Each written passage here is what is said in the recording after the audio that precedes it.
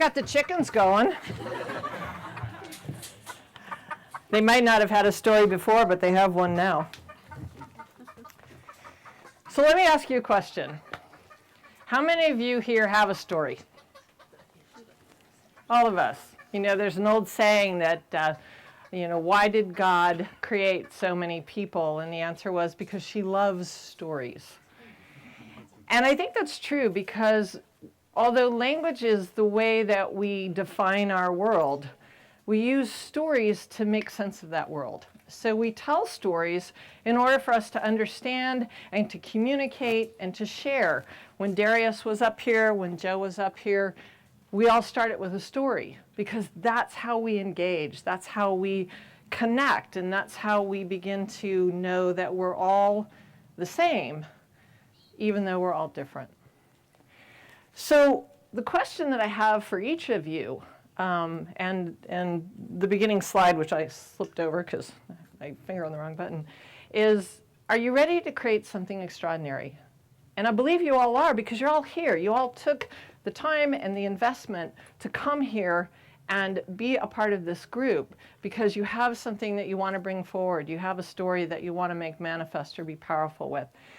So my question is, that story that you have, does it serve you or does it sabotage you? In my own journey, when I was 24 years old, I decided to jump out my kitchen window because my story didn't work anymore.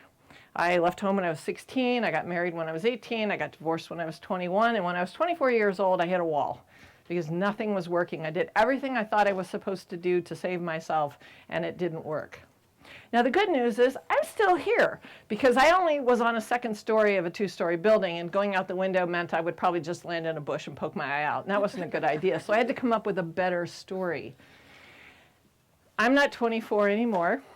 I'm 60. Just had a birthday, and I've had an amazing journey. And I've learned something in that journey, which is there are 4 stories that we all tell. And I'm going to walk you through those stories because what I've learned in my own journey is if we master these stories and we understand the concept of how we tell these stories, we can create some of the most extraordinary things. The first story that everybody tells is the challenge story. And the challenge story is, where are you right now? Gilda Radner says, the sand in your bathing suit. It's that little drop of water on the end of your nose. It's that sand in your bathing suit. It's the sand in the pearl or in the oyster that makes the pearl. It's what is it that you want? Where are you? What's the desire? And you don't have it and you want it and it's irritating and you need to change. So it's always that first question. It can be something like, I hate my job. I want to make a big difference in the world. I don't know how. These jeans make my butt look fat. Whatever the challenge is, there's this thing that you're saying to yourself, not quite it. So the first story that we all tell is the challenge story. Where are we? The second story we tell is the dream story. And the dream story is, what would it look like if it was exactly the way you wanted it to be? Now, for a lot of people, they can say, this is what it is. This is what I'm moving towards. But for some people, it's not quite that defined. For some people, it's more like a pull. You feel it in your heart. There's something that's saying, go here. This, not that. So how many of you sort of know, or kind of know, or do know what it is you want? Okay? How many of you don't know what you want? Just as good. Okay? So if you know what you want, that's great. And if you don't know what you want, that's great too. Because if you know what you don't want, then the opposite of that is the place to start to. You can say something like, I don't ever want to have another job where I sit in a cubicle all day long staring at a screen. Awesome. Now that you know what you don't want, what would it look like if you do? So feeling that pull is the first time that we begin to recognize that there is something bigger. There is a dream that we're looking for. So once we begin to identify that we have a dream story, we have to take the specific steps. And so I always ask that question, if the passion and purpose fairy came down and touched you on the forehead and said, Renee, you can have exactly what you want as long as you can name it specifically. What would you see? What would you hear? And what would you feel? Now, it's really important because if we get specific, then we have an idea of what it is we're looking for. If we just say something like, well, you know, I want to make a big difference in the world, I want to make a lot of money, I want to help people, we're kind of wimping out. Because what that means is that, say you went to the travel agent and you said, I want to go on vacation. And the travel agent says, awesome, where do you want to go? And you say, I don't know. And so she sends you on a culinary tour of Fresno. You think to yourself, no, it wasn't quite what I was thinking about. So you got to get specific. You got to tell her, give her some direction. It doesn't have to be completely nailed down, but you have to kind of know where you're going so that that old adage, you know, anywhere you are is good enough. But here's my criteria. Anything that I want has to have this. It has to have that giggle factor. It has to have that part in me, that dream story that says, oh my God, could I really have that? Because that's the feeling that you want to have that says, I've got the emotion and the energy to carry that story forward. Because if you're just kind of like, yeah, it'd be cool. Sure, I'd like to do that. The first time something comes along to distract you, you're like, yeah, okay, I've changed my mind. But if you have that fear, you know, Fritz Perl said that the difference between fear and excitement is the breath. So if you're holding your breath and you're going, oh my God, oh my God, oh my God, I want it, oh my God, what if I get it? That's a good place to be in, because that's the place that's holding the energy of what you're going to take forward. So there you are. You've identified it, you've got your thoughts, you've got your actions, you've attached your emotion to it, and now you're on your path, right? Or are you? All of a sudden, you find yourself procrastinating, you're watching cat videos on YouTube, you're checking your email at 48 seconds, and you're not taking action. So first story, challenge story. Second story, the dream story. When you're in this place, you have now officially arrived in the yeah, but story. Anybody have a yeah, but story? I could have this if only, yeah, but, you know. And I love what Joe said. He said, I thought it was that, but it was really me. And that's the place that we begin to come home to. Because here's the thing about the yeah, but story. Remember those ancient maps? The old cartographers used to write on there when they got to the edge of known knowledge. They would say, there be dragons. Don't go there. That's the scary place. Well, here's the good news, the bad news.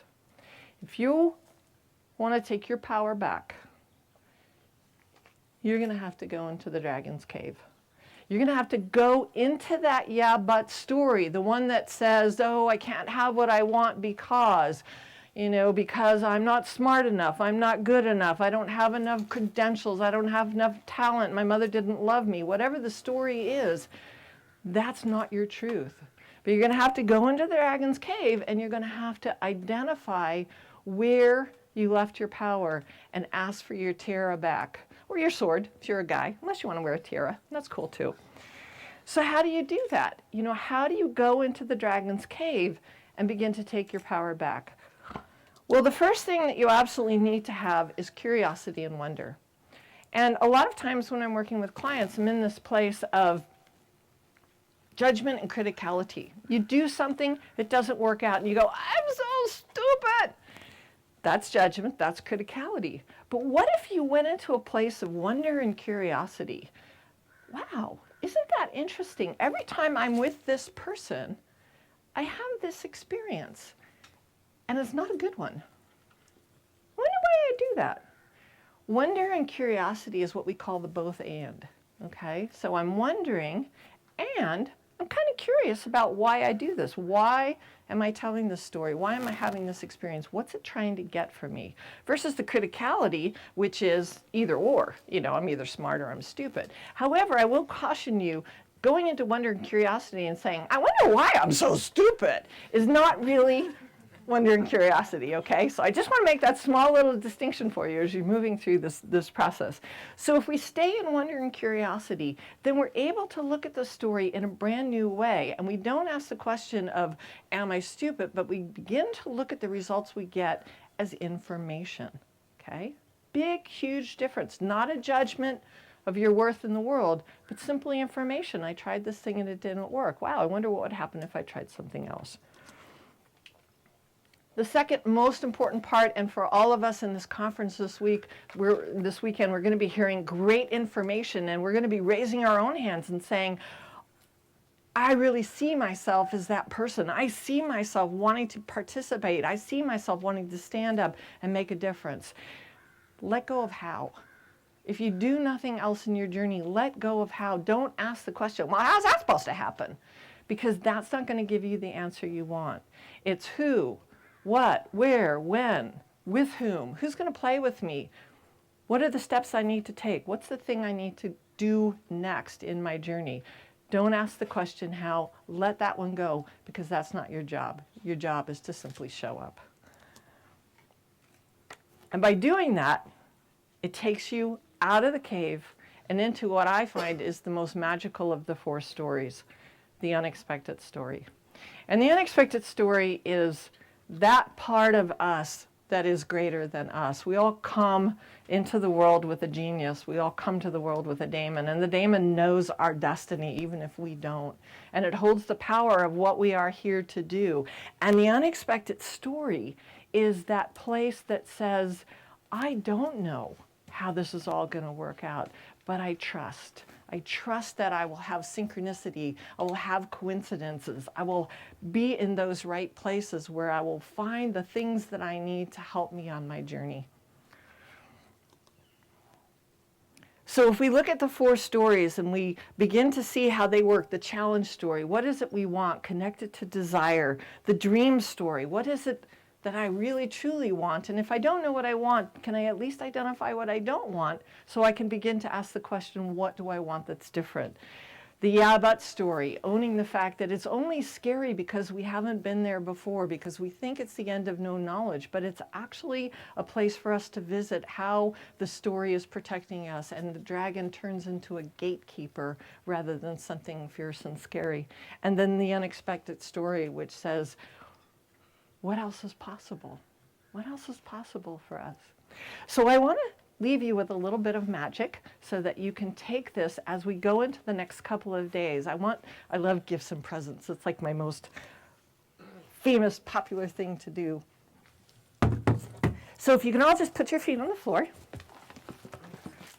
and just take a deep breath, come into the room, just ground yourself. Feel your butt on the seat, close your eyes. And in closing, I'd like to give you each a gift. Something really special for your journey as you go forward. And as you sit there with your eyes closed, imagine a box wrapped with the most beautiful paper in your favorite color, tied with a big bow of luxurious silk ribbon. Inside the box is a gift. Something super important that's going to be here to guide you this weekend as your life unfolds towards your own unexpected story. This gift might be an object, a symbol, a sound, or a feeling. The meaning of the gift may be known instantly to you, or it may be revealed in layers. Just know that whatever form it takes, it's something powerful that will be an ally for you on your journey. All you need to do is accept what is offered with curiosity and wonder, and then ask the question, how does this gift serve for the best possible outcome for the good of all concerned? Now reach out and take the box in your hands, placing it on your lap and feeling the texture and weight of it. Then pull the ribbon to untie the box and open the lid to reveal the gift inside. Remember, the meaning of the gift may be known instantly, or it may be revealed in layers. And after you've examined your gift, take a moment to express gratitude for your higher self for sending this special gift to you, and for all the guidance that you will and continue to receive. Then, in your own time, when you're ready, come back into the room, wiggle your toes and your fingers and open your eyes. And remember this. Whatever we witness, we are changed by. And whenever we are witnessed, we can never go back. I wish you all an extraordinary weekend and an extraordinary life.